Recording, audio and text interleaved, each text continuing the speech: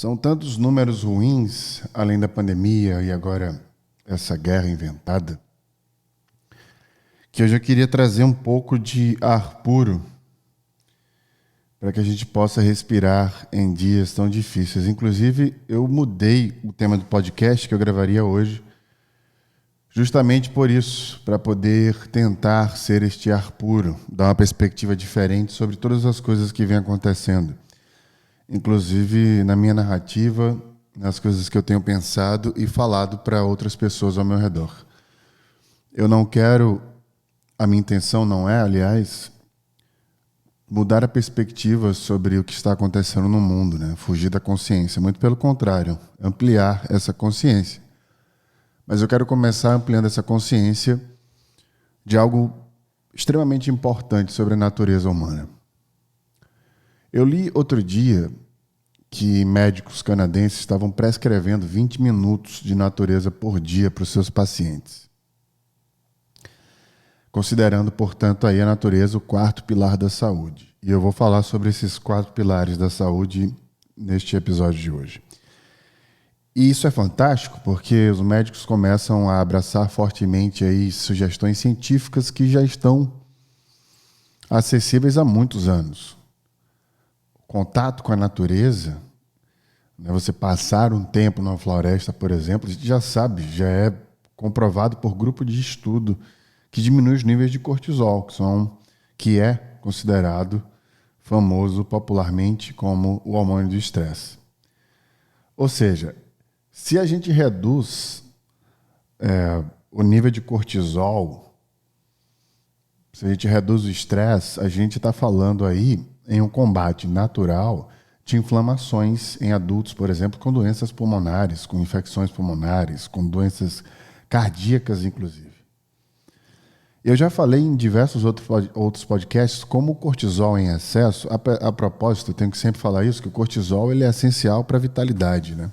Inclusive, quando o seu nível de cortisol está abaixo do comum, uma das primeiras perguntas que um médico faz para você é como é que está a sua vida social, porque é um dos indicadores, por exemplo, da depressão.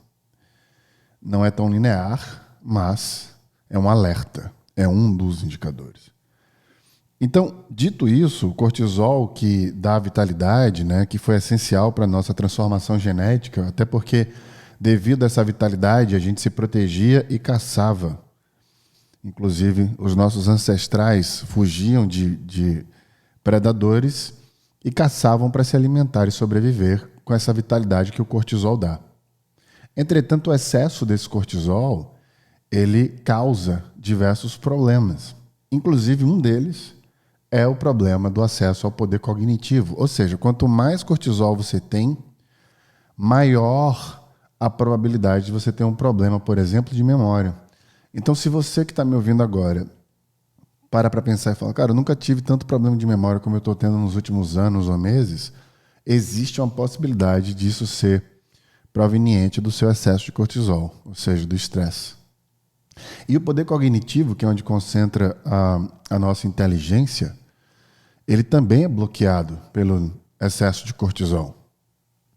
É por isso que quando a gente está com muita raiva, só observar as pessoas no trânsito, por exemplo, impacientes, com raiva, a gente acaba cometendo atos que não são melindrados pela nossa inteligência. Ou seja, a gente age por impulso. Por quê? O cortisol bloqueia o seu pensamento de uma forma mais profunda, mais inteligente. Por isso que é essencial se conectar com a ciência para que a gente use esses aspectos ao nosso favor. E essa dica essencial de se conectar com a natureza, com a floresta, de forma geral, é gratuito, é natural e é um processo que você pode incorporar a partir de agora, por exemplo. Por falar em florestas, eu quero falar de algo que me inspirou a gravar o podcast de hoje, que é um filme que eu estava assistindo da trilogia do Hobbit. E eu perdi meu ar nesse trecho que foi proferido pelo Gandalf, o personagem do Ian McKellen. Ele foi perguntado por Galadriel, né, que é uma personagem elfa, a personagem da Kate, da sua escolha pelo Hobbit para ajudar numa aventura tão perigosa. O Hobbit, que é um personagem, para quem não conhece, é bem minúsculo, é bem frágil. E ele respondeu, eu não sei. Saruman, que é o grande vilão da trilogia, né? Das duas, aliás, Senhor dos Anéis também, ele disse, acredita que é apenas o grande poder que pode controlar o mal. Ele continuou ainda, mas isso não é o que eu encontrei. Eu descobri que são as pequenas coisas, cada ato de gente normal que mantém a escuridão afastada. Simples atos de bondade e amor. Porque um hobbit, talvez seja porque tenho medo e ele me dá coragem. No No Brainer Gamecast de hoje, vamos falar sobre a fonte inesgotável do estímulo a picos de felicidade. Hoje falaremos das coisas pequenas, simples e bonitas da vida.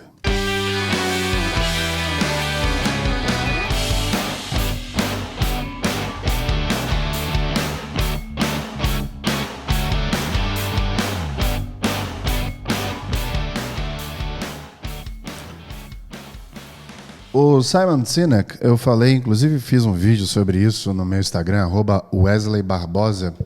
Para quem quer seguir, tem também o @become.inc, né? become.inc, onde eu colocamos materiais de desenvolvimento pessoal, autoconhecimento e afins, e aprofundamos. Aí vocês vão ver colunas da HSM. Agora estou escrevendo para o MIT. Estou bem feliz com essa conquista também. É muito bom poder dar conteúdo para uma plataforma tão essencial e tão robusta, né, como o MIT Sloan aqui no Brasil. Eu falei no vídeo, e eu quero repetir aqui, que ele trouxe uma perspectiva fantástica sobre o uso de celular, no questionamento que ele fez. Eu tive acesso a esse conteúdo há muitos anos, ainda morava nos Estados Unidos na época. E eu quero setar o tom desse podcast aqui, desse episódio, começando dessa forma. Ele questionou, mas por que nós colocamos o celular na mesa quando a gente vai jantar ou almoçar ou tomar um café com alguém que a gente quer dar atenção? Dizendo para aquela pessoa e para nós mesmos que a gente vai dividir a atenção dela com aquele aparelho, que existem prioridades naquele aparelho que dividem a prioridade com aquela pessoa na nossa frente.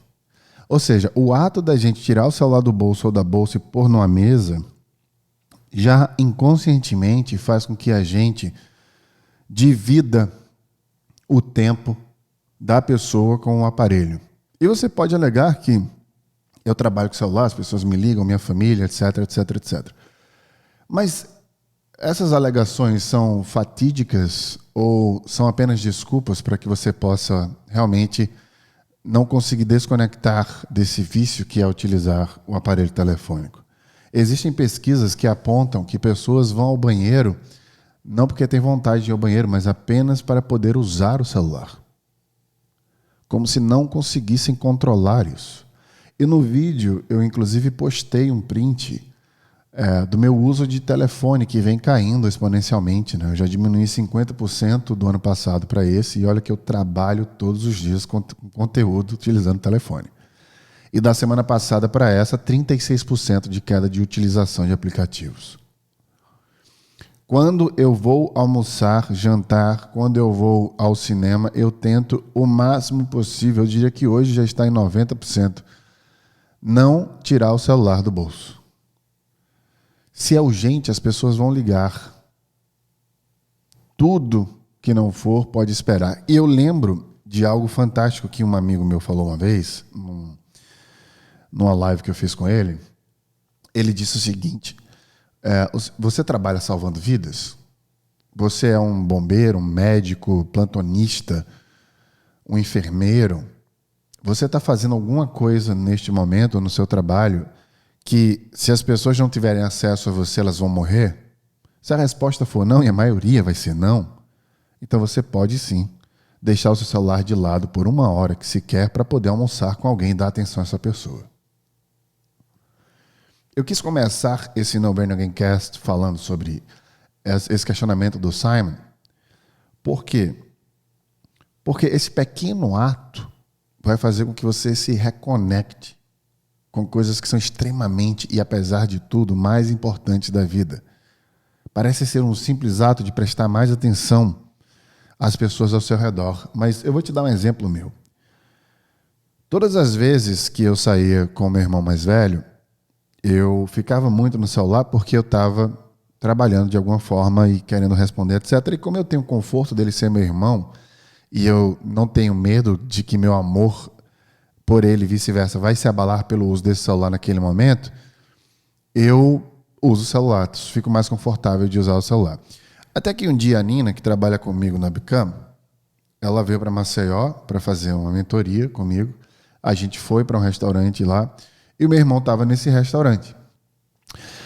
E ela, no final, ela falou, cara, é o seu irmão e você ficou no celular o tempo inteiro. E ela sabia o que eu estava fazendo no celular e mesmo assim continuou me criticando, porque realmente é como se eu estivesse falando para o meu irmão que o meu trabalho é inadiável e mais importante do que a presença dele.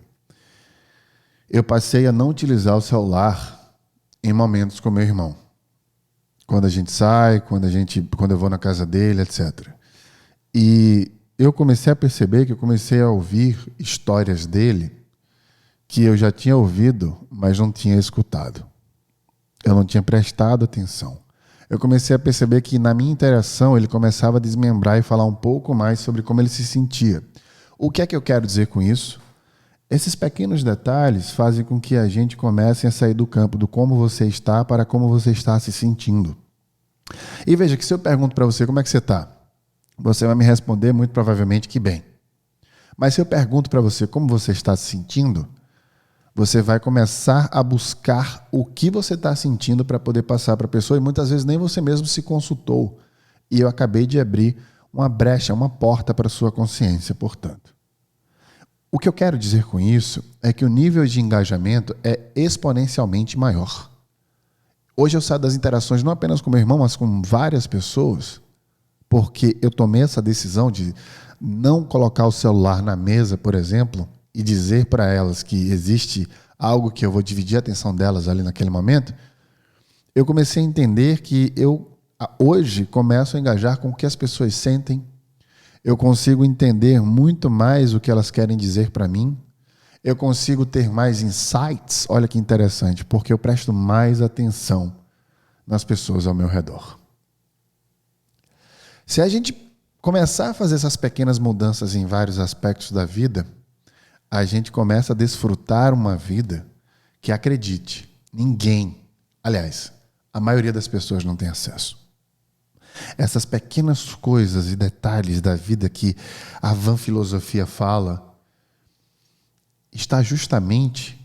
estão essas pequenas coisas e bonitas nesses pequenos detalhes de prestar atenção nas pessoas.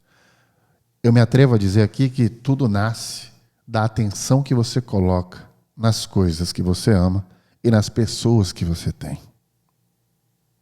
Porque é desta atenção que nascem os insights, as interações e a compreensão.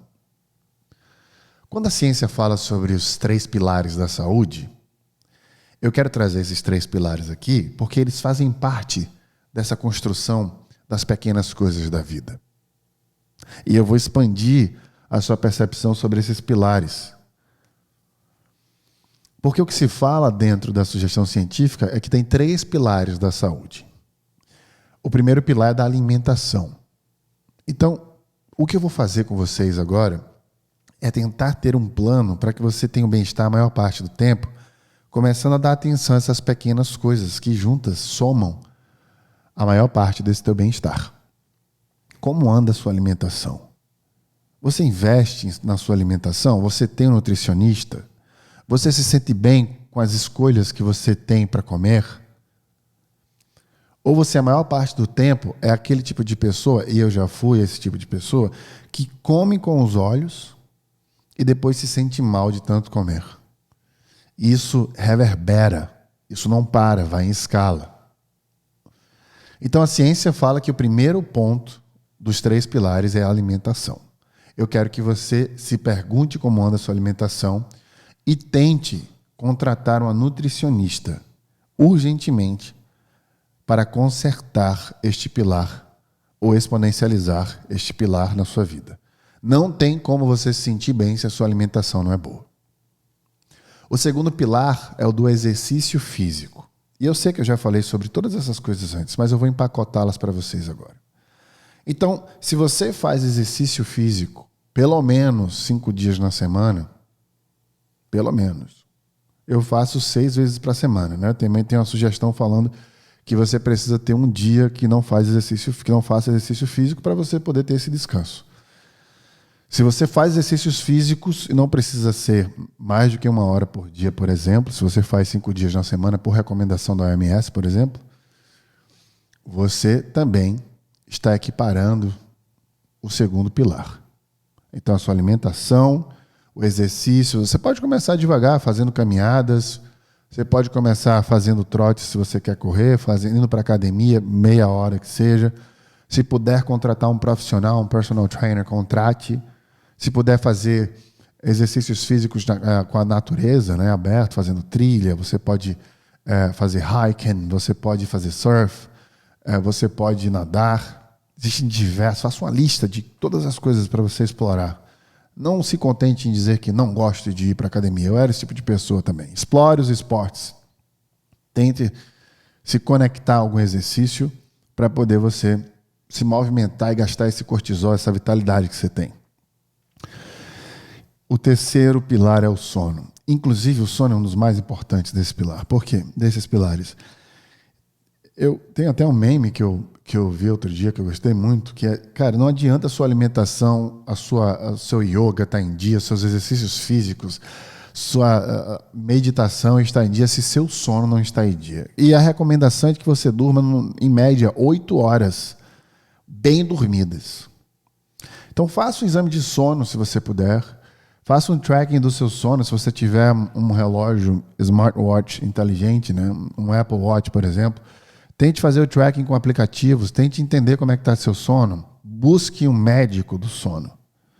Se você conseguir alinhar sua alimentação, seus exercícios físicos, o seu sono vai ser melhor.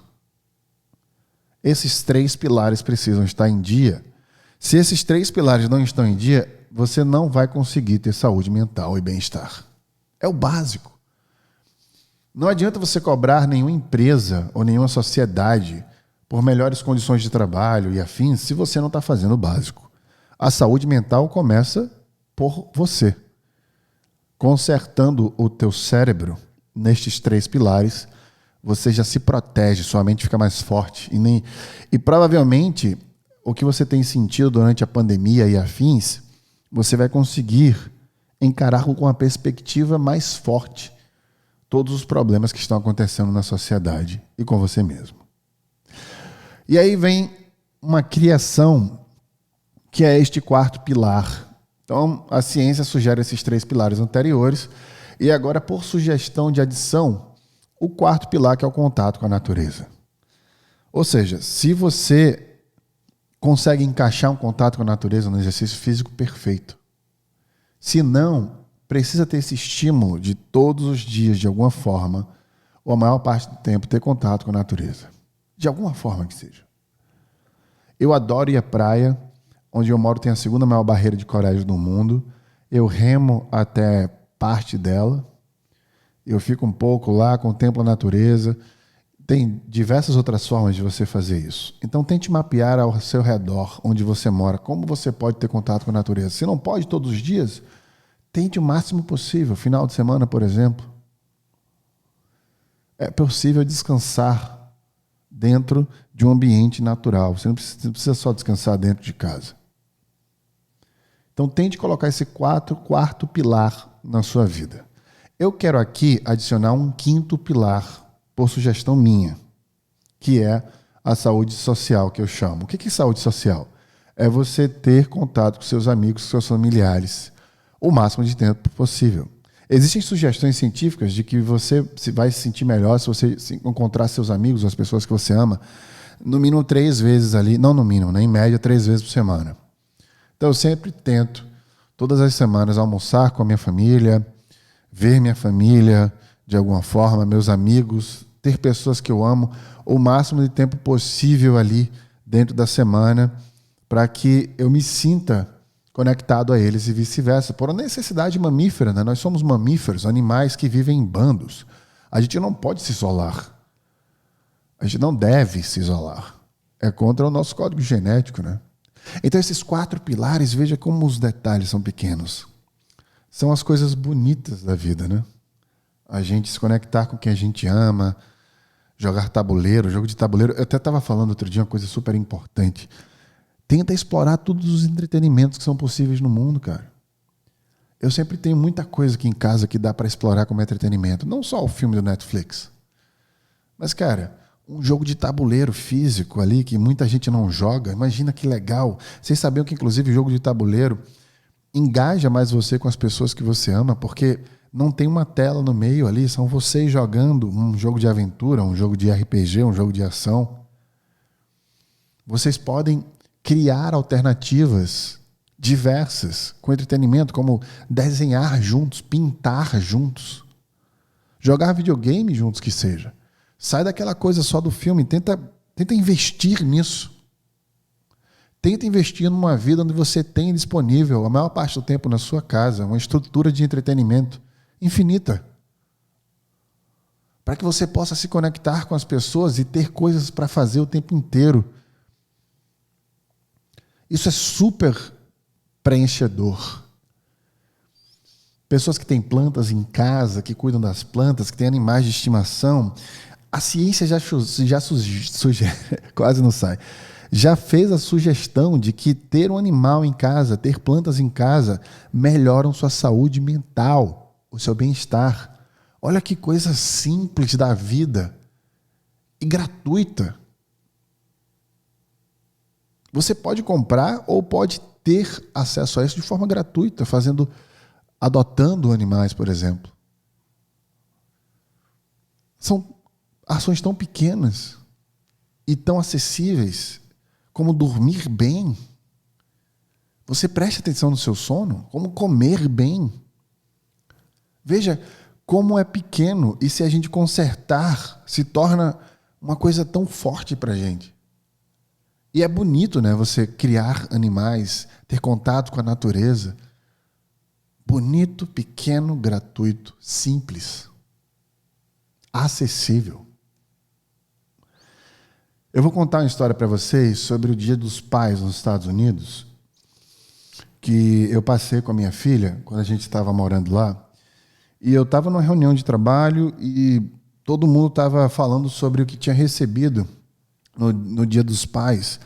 E as escolas dos Estados Unidos fazem uma pergunta na escola, né? O que o seu pai mais gosta de fazer? E durante a reunião, todo mundo bem orgulhoso, falando do que os filhos estavam falando para eles. E a resposta era trabalho. Os filhos daquelas pessoas que estavam na reunião responderam ao dever da escola, ao exercício da escola, de que o que os pais mais gostavam de fazer era trabalhar. E eles estavam super orgulhosos. Eu fiquei triste na hora. Eu criei uma empresa chamada Become. E a missão da Become é ressignificar a relação das pessoas com o trabalho. E essa missão nasceu neste dia dentro de mim. Eu fiquei um pouco frustrado e fiquei nervoso, porque eu não sabia o que a minha filha iria escrever. Eu fiquei com medo da minha filha escrever a mesma coisa que aquelas pessoas receberam. Eu liguei para a Karina, mãe da Sofia, né, minha ex-mulher, e perguntei para ela se ela tinha recebido alguma coisa do Dia dos Pais, porque eu não estava em casa. E ela disse que recebeu o exercício da Sofia. Eu pedi para ela ler para mim. Ela disse que quando eu chegasse em casa eu iria ganhar dela o presente e a carta. E eu falei, eu preciso que você me fale. E eu disse o porquê. E ela disse para mim que a pergunta era, o que o seu pai mais gosta de fazer? E a resposta que a Sofia deu foi, brincar comigo na caminha. Eu peguei minhas coisas e umas 11 horas da manhã fui para casa passar o dia com a minha filha. Naquele dia eu percebi que mesmo sem querer e sem planejar, eu já estava fazendo as escolhas certas da vida. Naquele dia nasceu uma nova perspectiva minha e foi daquele dia que eu decidi mudar completamente minha carreira e trabalhar da forma que eu trabalho hoje. Eu quero me despedir deste episódio longo, comparado aos demais, falando para vocês o que é a vida de fato. Preste atenção nisso. A vida, como disse John Lennon, eu já repeti milhares de vezes, é aquilo que acontece com você enquanto você está ocupado fazendo planos. A vida é aquele café quentinho antes do dia começar. É aquela água gelada quando a sede bater. Aquela pipoca para o filme ou a música para o banho. É a farinha no feijão ou o balsâmico da salada. O sorriso e o cheiro da pessoa amada. A vida está em toda essa rotina pequena que somada faz um dia, uma semana, um mês. E a gente precisa investir no que a gente ama. Invista no que você ama.